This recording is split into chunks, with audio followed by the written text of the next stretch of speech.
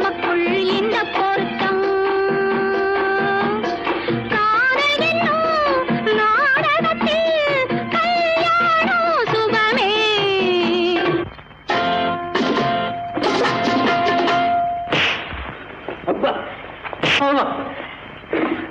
மறுபடியும் சொல்றேன், நீங்க அவகிட்ட போய் பேசக்கூடாது. மறுபடியும் சொல்றேன், நான் அவகிட்ட பேசுவேன்.